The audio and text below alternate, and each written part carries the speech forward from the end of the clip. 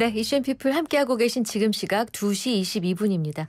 자, 이어서 정치 원로 한 분과 탄핵 전국이 남긴 상흔, 다가올 조기 대선, 대한민국 정치가 나아가야 할 방향 다각도로 짚어보겠습니다. 손학규 전 민주당 대표 모셨습니다. 어서 오십시오. 예, 안녕하십니까. 네, 와주셔서 고맙습니다. 네, 감사합니다. 네, 대한민국에서 대통령과 국무총리 빼고는 다 역임하셨고 또 경륜을 갖추신 분이라 저희 제작진과 저희가 뭐라고 호칭을 불러드려야 되나 고민했는데 그냥 대표님으로. 네네, 감사합니다. 네네. 대한민국 헌정사에 또다시 새로운 역사가 쓰였습니다. 오늘 오전에 이번 헌법재판소의 대통령 파면 결정 어떻게 보셨습니까? 윤석열 대 이재명 싸우면서 이재명이 완승한 거죠. 저는 이게 재판이라고 보기보다는 네. 정치적인 싸움이라고 봅니다. 네. 윤석열 대통령이 네. 대통령을 하면서 여소야대로 그 행정부를 제대로 이끌지 못했잖아요. 네. 그래서 비상계엄이라고 하는 전혀 뭐 우리나라 같이 10대 경제 강국으로서는 생각할 수 없는 네. 20세기 중반에 뭐 남미나 뭐 이런 데서 있는 이런 수단을 썼단 말이에요. 네. 이재명 대표는 정권을 장악하기 위해서 야당이 국회를 완전히 장악하면서 네. 탄핵이다 뭐 저 특검이다 네. 예산이다 이랬는데 그 싸움이 이번 계엄 사태고 탄핵 사태라고 보는 겁니다. 네. 거기서 이재명이 완승을 했다 그겁니다. 아, 그렇게 정치적으로 해석을 하시는군요, 대표님께서는. 왜냐하면 지금 헌재가 재판이라고는 법리적인 재판이라고는 하지만 사실은 정치 재판이거든요. 죄송합니다. 그 정치 재판 법리를 죄송. 네, 물 한 모금 드실 동안 네, 한 모금 드시고요. 네. 법리를 어떻게 해석하기건 간에 네. 그 내용은 결국은 이재명 편이냐 윤석열 편이냐 그거였습니다. 아, 네. 그래서 저는 사실 아까 그 방송을 들으면서 네. 뭐 윤석열 대통령이 그 탄핵이 될 수 있다. 탄핵될 것이다. 이런 생각은 했습니다. 네. 네. 그런데 그 탄핵의 논리. 네. 네. 선고문을 쭉 보시면서. 선고문. 네. 쭉 생중계로 봤으니까요. 그걸 보니까 이거는 정치적인 재판의 결과인 것이 너무 분명하다 이런 얘기입니다. 그래서 이제 윤곽금 대통령 측 변호인은 오늘 대통령 파면 결정에 대해 납득할 수 없는 정치적 결정이라는 입장을 내놨는데 대표님하고 지금 저는 저는 윤석열 편이 아닙니다. 예, 알고 있습니다. 사실 그 12월 3일 계엄이 선포됐을 때 아니 우리 같은 경제 선진국에서 문화 강국에서 무슨 계엄이냐 황당하다 이렇게 생각을 했습니다. 네. 그리고 대통령이 국회에서 탄핵 소추된 것도 당연하다 이렇게 생각을 했고 그런데 그것이 전개되는 과정에서 이것은 대통령이라고 하는 행정부 집행부의 수반과 입법부를 장악한 야당과의 싸움이다. 그리고 그것이 실제로 광화문에서 서울역에서 여의도에서 대중들의 집회로 계속 대결 구도로 나타나고 그리고 결과적으로 오늘 판결이 8대1 완승이 됐습니다만 8대 0. 그 중간에 8대 0이냐 뭐 7대 1이냐 아니면 4대 4나 5대 3이냐 그런데 그게 거의 정치적인 기준이었어요. 그렇죠. 그렇지 않았습니까? 헌법재판관들이 정치적 후견주의라 그런 것을 놓고 이제 해석했죠. 그래서 저는 이제는 우리가 이재명 시대에 들어왔다. 이렇게 생각을 하는 겁니다. 네. 그렇게 보시는군요. 그 박근혜 전 대통령 탄핵 정국 때는 이제 국민의당 대표로 계시면서 그 당 탄핵 당시에는 대표가 아니었고요. 대표가 아니셨군요. 그 뒤에 이제 바른미래당 대표. 자, 그때 상황도 역사적 현장을 지켜보셨는데 그때의 상황과 현재의 상황은 같은 탄핵인데 어떤 게 다르고 어떤 게 좀 유의하다고 생각하십니까? 우리나라 최근에 그러니까 최근 뭐 이전이긴 합니다만 커다란 정치적인 변곡의 기회가 3번 있었습니다. 87년 체제, 그 6월 항쟁. 6월 항쟁. 6월 항쟁으로 이제 대통령 직선제가 됐죠. 그리고 2016년에 촛불 집회, 네. 촛불 혁명이다 뭐 이렇게도 얘기를 합니다. 그때 정권 교체 기회가 있었죠. 네.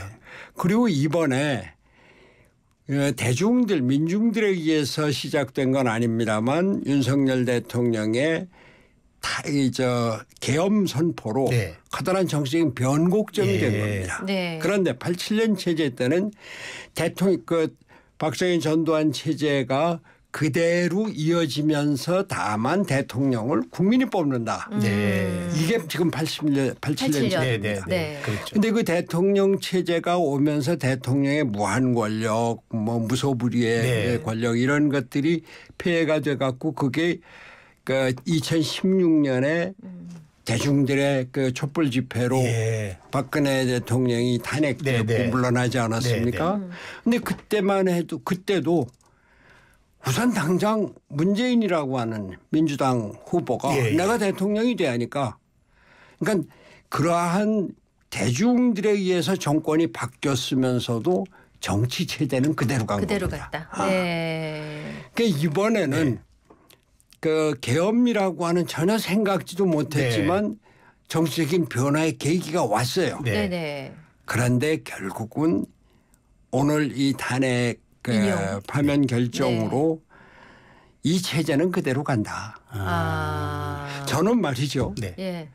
윤석열 대통령이 탄핵이 될 수 있다. 탄핵이 될 것이다. 이렇게 생각을 했습니다만 그럼에도 불구하고 이것이 우리나라 정치 체제 근본을 바꾸는 데 하는 역할을 해줬으면 하는 기대가 있었거든요. 그렇게 개헌 같은 걸 말씀하시는 그렇죠. 네. 제가 속해 있는 뭐 헌정회 원로회의에서도 네. 지금 쭉 그런 말씀하시지 않았습니까? 개헌을 얘기를 하고 합니다만 네네. 개헌이라고 하는 것이 그냥 단순히 뭐 대통령의 권한을 조금 줄인다 뭐 이걸로는 안 됩니다. 네. 대통령 체제가 네. 워낙 권위주의적인 체제고 네. 일당 뭐 그에서 모든 걸 다 하는 뭐 무소불위의 이런 체제인데 그게 한편으로는 대통령의 무소불위의 권위지만 또 다른 한편으로 이게 민주화가 되면서는 대통령과 국회 대립이 됐어요. 네. 박정희 전두환 때는 뭐 힘으로 누르고 돈으로 누르고 뭐 이러니까 됐는데 그 국회를 운영을 할 수 있었는데 민주화가 돼서 처음에는 김영삼 김대중 대통령 때는 민주화 운동에 어떤 권위가 있어 갖고 이끌어졌습니다. 그런데 그 뒤에 노무현 대통령부터는 뭐 그러니까 그 대통령의 당이 그 국회 다수당을 차지할 때는 문제가 없었는데 여소야대가 되면은 정치를 이끌기가 아주 힘들어진 거예요. 그게 그가 아주 극한의 상황이 윤석열 대 이재명이 된 거죠. 근데 지금 말씀 중에 대통령 무소불위의 권력이라고 말씀하셨지만 대통령은 탄핵이라는 견제를 가능하게 하지만 입법부는 견제할 방법이 없다는 걸 이번에 국민이 알게 됐거든요. 그렇죠. 그러니까 민주화가 되면서 대통령도 국민이 뽑았죠. 국회의원도 국민이 뽑은 거예요. 그래서 이중 정통성, 듀얼 레지티머시라고 하는데 양쪽 다 이제 내가 국민으로 뽑힌 뭐 기관이다. 그러니까 싸우는데 국회가 다수당이 그 국회에서 의결하면은 법을 만들잖아요. 탄핵을 할 수 있잖아요.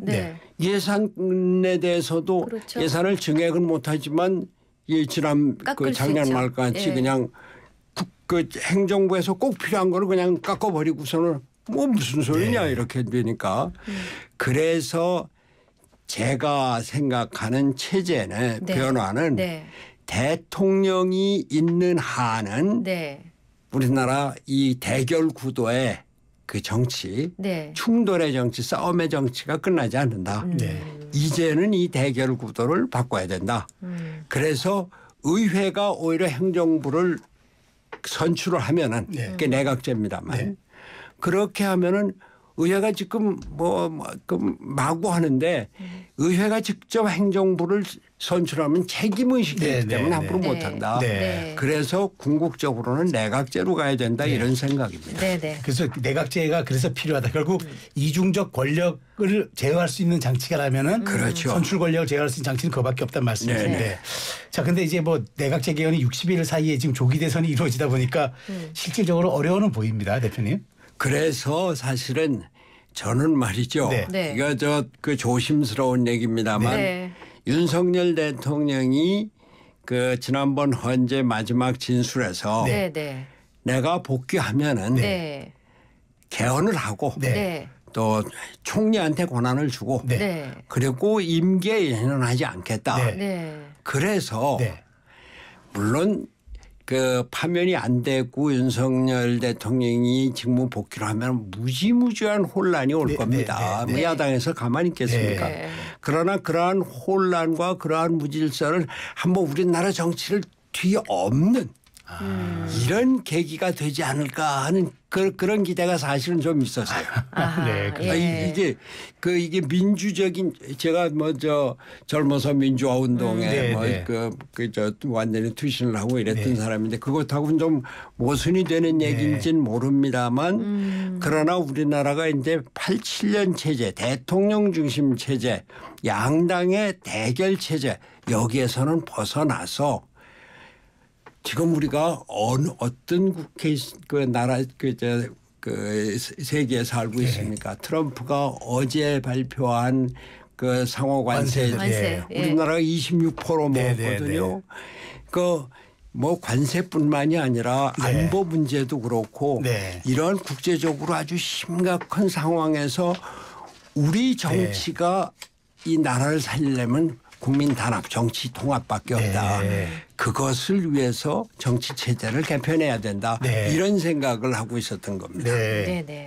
자, 야당 이제 개헌 관련해서 내각제 우리 국회 수준에서 의원 내각제 가능할까요? 근데 지금은 불가능합니다. 그러나 저는 뭐 2개월 내에 그 개헌이 가능하다고 생각지는 않고 충분한 시간을 두고 그 체제 개편의 방향을 정해야 된다. 그래서 이제 제가 아까 말씀드린 대로 윤석열 대통령이 만약에 직무에 복귀됐었으면은 시간을 갖고 우리나라 정치 체제의 근본적인 문제를 검토할 시간이 있었겠다 생각을 하는데 지금 아마 혹시 이재명 대표가 지금 이제 대통령 되는 게 급하니까 그 개헌에 대한 여론은 지금 보물처럼 일어나고 있어서 원포인트 개헌 국무총리를 국회에서 추천하거나 선출을 해라. 그런 정도로는 가능할 수도 있어요. 왜냐하면은 지금 이재명 대표로서는 자기가 대통령 돼도 국회가 자기 당 아니에요. 그러니까요. 압도적인 다수당이니까. 그러니까 국무총리 뭐 자기가 원하는 사람 국회에서 선출을 하거나 추천을 할 수 있으니까 말이죠. 그러나 그러한 것이 우리나라 정치 체제를 근본적으로 바꿔서 새로운 나라를 가기에는 아주 멀다 이런 생각입니다. 그래서 대표님 지금 말씀하신 대로 그 부분입니다. 이재명 대표가 만일 조기 대선에서 대통령이 된다면은 사실상 행정부 장악하죠. 그다음에 이제 입법부 장악하죠. 일종의 제도적 독재가 가능하고 그게 연성 독재다. 이런 이제 지적이 있습니다. 그런데 이건 이재명 대표가 사실상 이 부분을 얘기를 피해가고 있습니다. 이걸 어떻게 보십니까? 아니 지금 그 국회만 장악을 해도 사실 국회가 행정부를 꼼짝 못하게 하는데 요새 보면은 이게 아주 조심스러운 말씀입니다만 사법부도 지금 그 안에 들어가 있어요. 저는 그렇게 봅니다. 오늘 8대 0이라고 하는 거는 뭐 그중에 저는 그래도 그 반대가 3명은 아니라도 2명 정도는 나오지 않을까. 그리고 판결 선고문에도 그 소수 의견이 좀 구체적으로 지적이 되지 않을까. 근데 선거문에 그런 게 간단하게만 슬쩍 지나치면 탄핵하는 걸 제한해야 된다. 이런 정도의 이야기거든요. 사법부가 지금 사실상 거의 민주당의 영향권 안에 들어가 있다. 지금 오늘 이걸로 훨씬 더 심해질 것이다. 이렇게 생각합니다. 네. 네. 자, 이재명 대표의 당선 가능성 단도직입적으로 여쭤보겠습니다. 저는 뭐 이제 이재명 체제하에 들어섰다고 봅니다. 오늘도 몇 분들하고 얘기를 네네네. 했습니다만 이게 말이죠. 그 87년 체제 그게 끝나면서 이제 네. 그때 이제 김영삼, 김대중으로 네네. 갔죠. 그리고 2016년에 박근혜 대통령이 무너지면서 네. 그 야당으로 있었던 문재인한테 그냥 간 네, 겁니다. 네, 네. 문재인 대통령한테. 네. 지금은 뭐 지금 현재 이재명 대표 지지율이 50%에 육박한다고 네, 하지만 네. 이제 뭐 급격히 올라갈 겁니다. 그걸 누를 수 있는 힘이 여당 보수 여당한테 지금 없어요. 보수 여당이 지금 전부 다 갈려져 있지 않습니까? 네, 네. 거기 통합을 기대한다? 저는 안 될 거라고 봅니다. 아, 그렇게 보시는군요. 그래서 저는 사실 우리나라의 미래를 보면서 조금 이게 우리가 정말 어려운 시간을 더 많이 오래 갖겠다, 더 심각하게 가겠다 이런 좀 부정적인 비관론에 좀 빠져 있습니다. 그래서 대표님의 그 비관적 부정론 좀 저희가 그 점을 한번 들여다보면서 그래서 이재명 대표는 양가성 있는 정치인이다 이런 얘기 있지 않습니까? 뭐 극렬 지지층이 있는 만큼 또 비호감도가 아주 크다 이런 이제 세간의 평가가 있습니다. 그리고 그 사실 대선이라는 바다를 건들려면 중도층을 또 끌어안아야 되고 비호감도를 낮추는 게 과제인데 전직 민주당 대표로서 이재명 대표의 흐름 좀 이런 부정적인 것을 좀 극복할 만한 제안을 하신다면. 글쎄요. 저는 어제 4.3 추념식에서 이재명 대표가 네. 이번 기업에는 5천 명, 10,000명을 살해할 계획을 갖고 있었다. 네. 저는 아무리 야당 대표라고 하더라도 네. 대통령이 될 사람이 되겠다고 하는 사람이 될 가능성이 높은 사람이 그런 식으로 얘기해서는 안 됩니다. 네. 얼마 전엔 윤석열을 파면하지 않으면 유혈 사태가 일어났거든요. 네, 그런 얘기했죠. 선동하는 이야기거든요. 네. 비호감도가 높다는 것이 뭐 대통령을 못 만들게 하지는 않습니다. 네. 네. 트럼프는 비호감도가 얼마나 높았습니까? 네. 근데 지금 우리 세계 전체가 권위주의화, 전제정권화 돼 가고 있어요. 네, 네. 아니 시진핑 전에 후진타오나 정점에는 이렇게까지는 아니거든요. 시진핑이 들면서 헌법을 바꿔갖고서는 사선제도 지금 하고 있는데 푸틴 대통령하고 총리하고 이러면서 완전히 독재국가 만들었죠. 심지어는 북한의 김정은만 하더라도 그 아버지 김정일 때는 이렇지는 않았습니다. 네. 그런데 미국의 트럼프 저런 대통령을 어떻게 민주주의 국가의 대통령이라고 합니까? 그런데 우리나라도 지금 아까 연성 독재를 말씀을 하셨습니다만 네. 이재명 대표의 그동안 정치 또 지금 현재 정치를 보면은 상당히 그런 독재화의 길로 갈 가능성 그런 위험성이 많다 이런 생각입니다.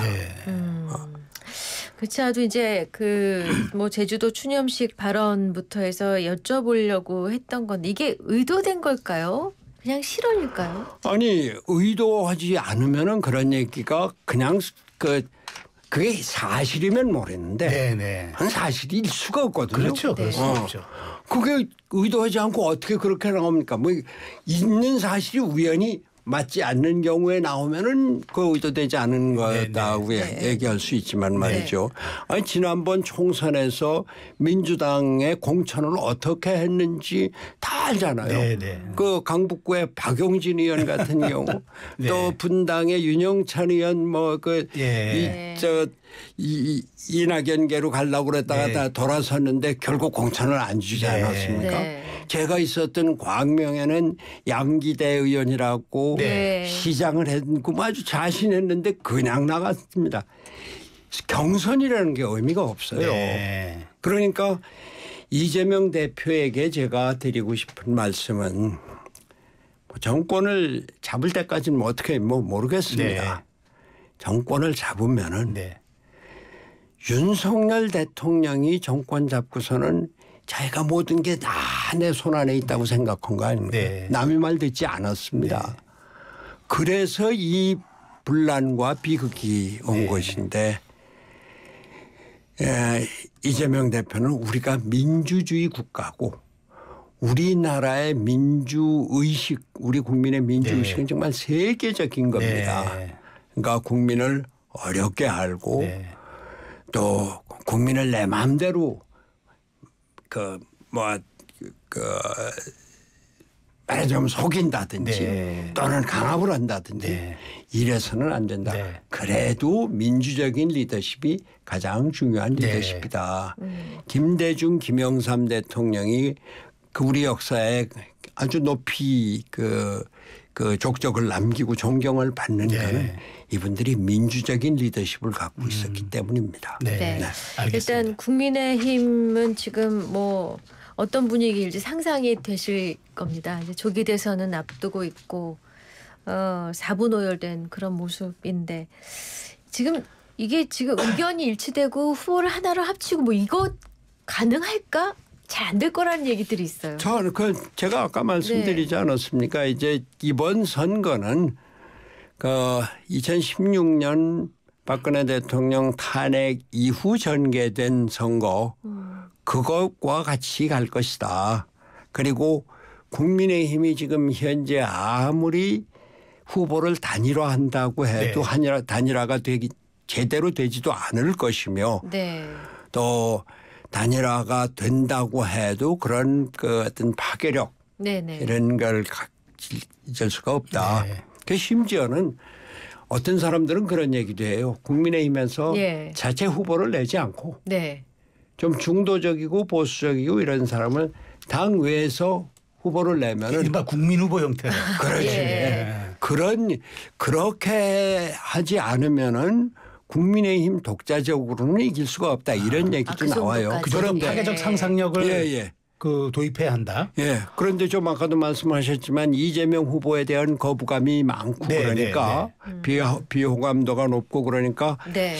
그러면은 오히려 이길 수 있지 않느냐. 근데 그건 먼저 심각하게 생각해 볼 일이라고 생각합니다. 아니, 아주 흥미로운 지점을 말씀해 주셔서 네. 그럼 그렇게 국민 후보로 추대할 만한 그런 인물이 글쎄 그거야 뭐 지금 당장이야. 근데 여하튼 막연하게나마 갑 또는 A라는 사람이 있다고 치고 네. 이런 생각이겠죠. 근데 그렇게 해서 자꾸 의견을 모으다 보면 또 압니까? 여하튼 그러한 노력이 필요하다 이런 얘기죠.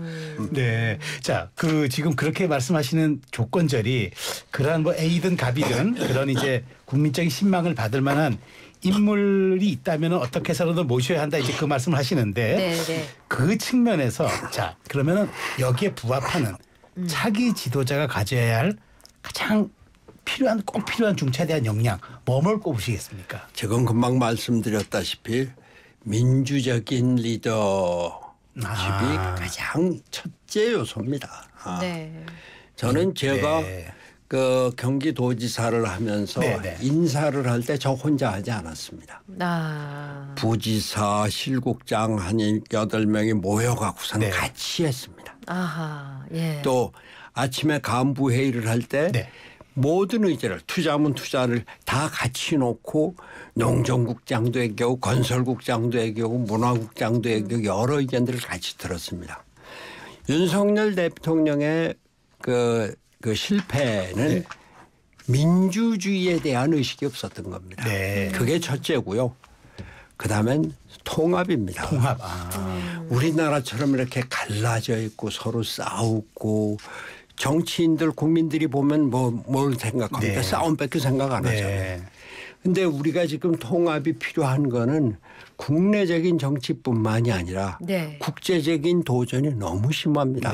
미국의 통상 압력뿐만이 아니라 우리가 반도체가 1등이라고 그랬는데 다 이제 중국한테 뒤처지고 있습니다. 안보 미국 대통령이 북한을 이제 뉴클리어 파워 그러다가 그레이트 뉴클리어 네이션 국가라는 표현가 있습니다. 그러면은 앞으로 주한미군의 위상이 중국 견제 쪽으로 네. 대한민국 방어보다는. 네. 그러고 너희 방어는 너희가 해라. 유럽한테 그렇게 요구하고 있고 그렇죠. 네, 네. 드디어 마크롱 대통령이 우리가 그 영국 프랑스가 해구사를 만들어서 유럽을 자체 보호해야 될 거 아니야. 네. 이런 얘기도 나오고 네. 네. 그 독일의 메르츠 그 총리 후보는 네. 우리가 그 국방비를 대폭 늘리겠다 그렇습니다. 뭐 이렇게 네. 얘기를 하고 네. 그러니까 지금 세계가 완전히 재편되고. 새로운 질서로 네, 네, 네. 재편이 되고 있는 그 한 가운데 대한민국이 있거든요. 그렇군요. 네. 다시 이제 미시적으로 들여다보면서 재보궐선거 얘기를 안 할 수가 없어서요. 바로 엊그제였습니다. 민주당 텃밭 전남당 향해서 조국혁신당이 첫 기초 단체장을 배출했습니다. 이재명 대표가 직접 유세를 벌인 곳이기도 한데 민주당 입장에서는 체면이 단단히 구겨졌거든요. 그거야 이제 지난 총선에서 네. 조국혁신당이 호남에서 그 당 투표율이 민주당을 앞섰습니다. 그랬죠. 그렇습니다. 그래갖고선 네. 조국혁신당이 12석을 전국적으로 네. 얻었는데 뭐 그런 그 민주당 그 호남 사람들은 우리 당은 민주당이다 이런 네. 의식이 있긴 한데 이 이재명 대표에 대해서 아이고 그래도 우리 당의 대표니까 하면서 끌어안기도 하고 근데 저 사람 잘해갖고 되겠나 하면서 이 유보적인 게 네. 있고 그런 것들이 이번에 나타났다고 보는데요. 네. 저는 이번에 그 이재명 대표가 그 선거법 위반 사건에서 2심에서 무죄를 받은 거 그걸로 호남에서는 일단 뭐 사면 받지 않았나 이렇게 생각하고요. 네. 그것이 아주 중요한 계기가 될 것이다 이렇게 생각을 했는데 네. 호남 인심이 변할 수 있는가를 보는 네. 근데 그건 지나갔다고 보고 네. 이재명 대표의 대통령 후보가 되는 것 또 지금과 같은 이런 상황에서 대통령이 되는 거 이게 뭐 행이건 불행이건 불가피한 길이 아닌가 네. 생각을 합니다. 제가 마지막 질문이 될 것 같습니다. 이제 오늘의 이제 탄핵 심판 선고가 정치 개혁의 서막이어야 하고 대표님께서는 또 헌정위와 함께 개헌 논의에 꾸준히 이제 임해 오셨는데 자 그러면 이제 앞으로 우리 사회가 어떤 식의 정치 개혁 방향으로 나아가야지 정치 선진화로 한 발 좀 더 딛고 나가겠습니까? 저는 뭐 국가 통합, 국민 통합이 가장 큰 과제라고 생각을 네. 해요. 네. 네. 그래서 윤석열 대통령 때도 이렇게 대통령이 혼자 내가 모든 걸 다 한다고 생각해서는 안 된다. 권력을 나눠주고 장관들한테 권한을 주고 또 야당과 아무리 이재명이 뭐 검사 출신 대통령으로 봐서는 저 사람은 범죄인인데 네. 설사 그렇게 생각을 하더라도 현실은 야당의 대표니까 네. 야당의 대표를 만나고 협의를 해라. 네. 법의 판단은 사법부에 맡겨라. 네. 그렇게 이제 공개적으로 제안도 하고 그랬었습니다. 그런데 여하튼 그 대통령이 대통령 제가 문제인 것은 대통령의 독단이거든요. 네. 모든 권한을 갖고 있는데 거기에 독선이고 독단이면 한쪽으로 갈 수밖에 그렇죠. 없죠. 네. 그러면 반대편이 협조를 할 수가 있습니까? 싸울 수밖에 없죠. 근데 그 싸움이 우리나라 정치가 돼 있으면은 우리는 발전할 길이 없다. 우리는 그동안 이 박정희 1960년대 이래로 그냥 쭉 발전해 왔거든요. IMF도 이기고 뭐 6.25도 이기고 다 이겼는데 피크 코리아가 됐어요.